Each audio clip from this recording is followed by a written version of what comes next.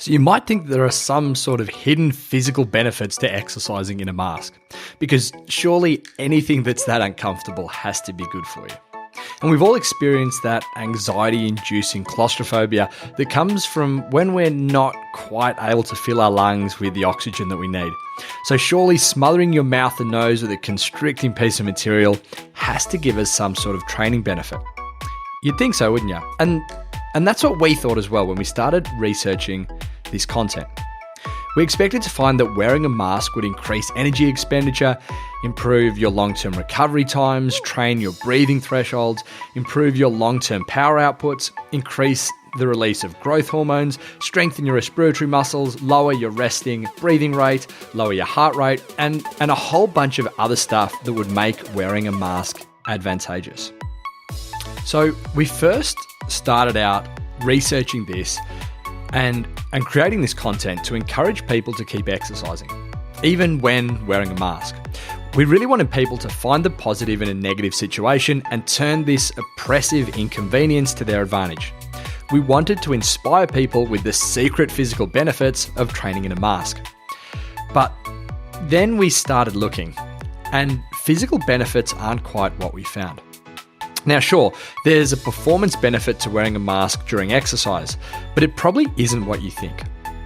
If you exercise in a mask, you will improve your fitness, your power output, and your VO2 max, but you won't improve it by more than if you were exercising without a mask. There seems to be no real added physical benefit to wearing a mask. Wearing a mask doesn't make a difference to training benefit, negative or positive. In their 2002 paper, Return to Training in the COVID-19 Era, The Physiological Effects of Face Masks During Exercise, Epstein and colleagues found that, quote, in healthy subjects, short-term, moderate, strenuous aerobic physical activity with a mask is feasible, safe, and associated with only minor changes in physical parameters, end quote. The training in a mask, however, did start to delay the return of oxygen saturation to normal levels, according to research from Zoll and colleagues in 2006. This creates a hypoxic environment, which could create a long-term improvement in your ability to resist fatigue, as well as an increased efficiency in your body's ability to use both oxygen and fuel. But of course, in science, nothing is free, and the hypoxic benefits may be cancelled out by this slower return to normal oxygen saturation in between different training sessions. So, what can we actually take away from this? Well, at least some of the difficulty that people experience from exercising in a mask is in our heads. Now, sure, at very high intensities, it can be hard to suck the air in, but maybe the physical difficulties are less physical and more mental. In 2002, Shaw and colleagues found that, quote, wearing a face mask during vigorous exercise had no discernible effect, no detrimental effect on exercise performance in young, healthy participants, end quote. So if there's no negative effect on exercise performance, why have so many of us experienced increased intensity and more difficulty exercising with a mask? There's a reason behind this, and it was summarized really well in another 2002 study, Face Masks and the Cardiorespiratory Response to Physical Activity in Health and Disease. In this study, quote, there might be a perceived greater effect with activity, but the effect of wearing a mask on the work of breathing on gases like oxygen and CO2 in blood or other physiological parameters are small, often too small to be detected, end quote. And one of the authors of this study went on to say, quote, wearing a face mask can be uncomfortable. There can be a tiny increase in breathing resistance. You may re-inhale warmer, slightly enriched CO2 air, and if you're exercising, the mask can cause your face to become hot and sweaty. But these are sensory perceptions. They do not impact cardiopulmonary function in healthy people. So, while shortness of breath might be increased with a mask, you have to weigh that against the reduced risk of contracting COVID-19, knowing that the physiology is essentially unchanged, end quote. A further paper in 2020 agrees.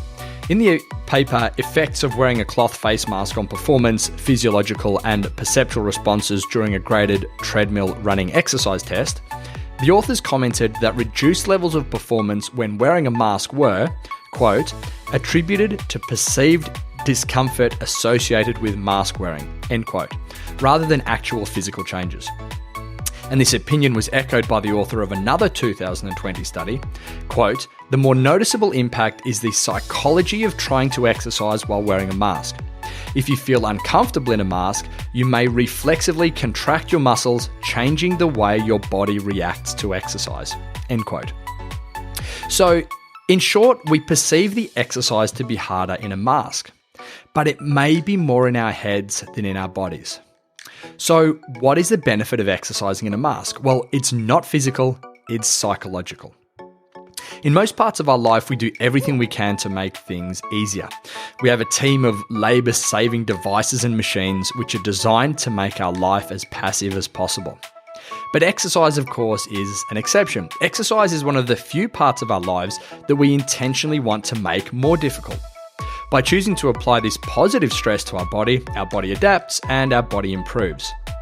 If we lift heavy things, we're limited by our strength, and as a result, our strength improves. If we do exercise that causes us to breathe hard, we're limited by our heart and our lungs, and as a result, our cardiorespiratory endurance improves. But this phenomenon, it doesn't end with the physical elements of exercise. If we challenge ourselves psychologically with uncomfortable situations, we're limited by our mental game, and as a result, our mental toughness is what improves. So training in a mask should be seen as an opportunity to challenge the mind, something we spend so much of the rest of our lives trying to avoid.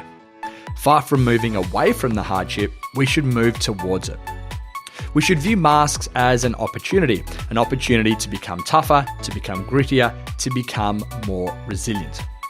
So while the benefit of mask training may be more psychological than physical, if our mental game is stronger, our physical game will be stronger too. The toughness and resilience we'll build will serve as well in training and in life. So if you're someone who exercises less because of the need to wear a mask, just remember that exercise is one of the most powerful things you can do for your long-term health. Using a mask as an excuse to break your exercise habit could have dire long-term consequences. And if you feel the need to reduce your exercise intensity when wearing a mask, that's absolutely fine. And you could even consider increasing the length of your exercise session to counteract the reduced intensity.